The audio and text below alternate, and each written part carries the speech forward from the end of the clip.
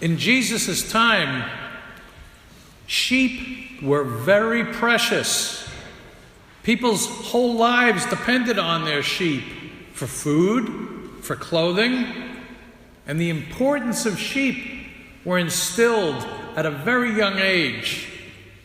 Children, while still young, quickly learned to care for them, and nobody would send an irresponsible person out to be the shepherd.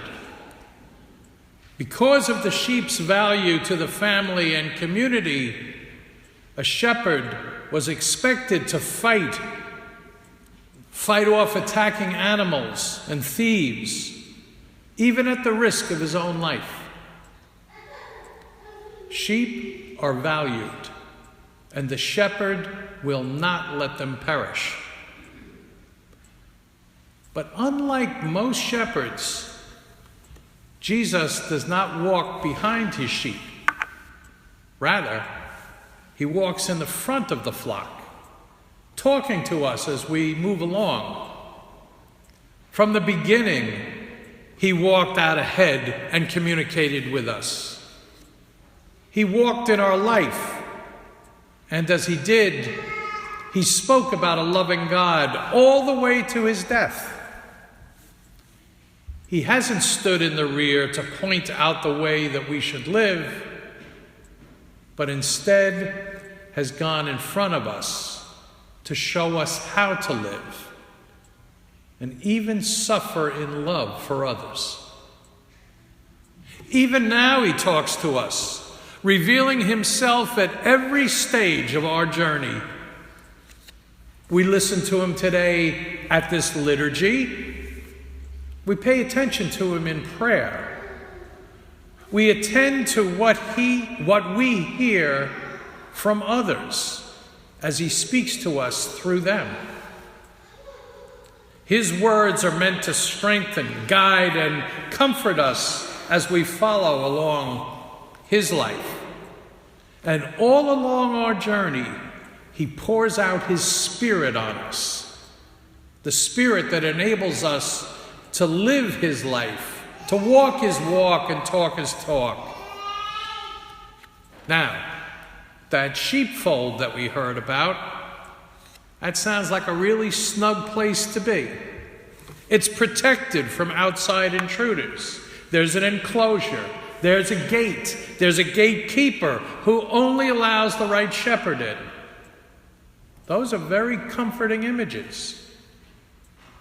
Because the bottom line is, we're not abandoned.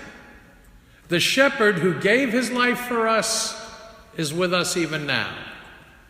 Although things may seem bad, and many of us in this church community are downcast, there is reassurance for us in today's pastoral images.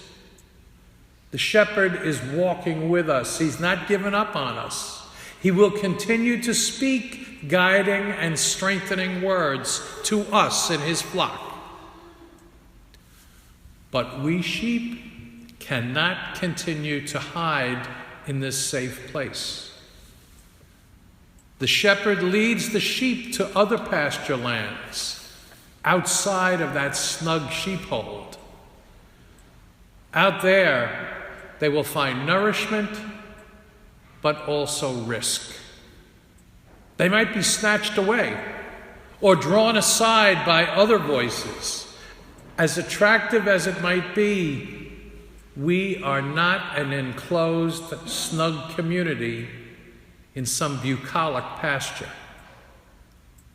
Rather, we are out moving in a less friendly and sometimes hostile surrounding. Voices call out to us from all directions, and their message is appealing, Take care of yourself. Don't inconvenience yourself for anyone else. Seek your own comforts. Protect your own interests. These messages are sometimes quite loud and explicit, but even worse, at other times they sneak up on us. They are insidious. and we find ourselves responding to them without much thought. John tells us that the Pharisees did not realize what Jesus was trying to say to them. It's as if John is cautioning us to pay attention and listen attentively, unless we too wind up missing that message or give in to other voices that are calling out to us. There is a cacophony of sounds in the worlds in which we live, in the worlds in which we work or attend school. And Jesus is urging us today to turn our ears to his words.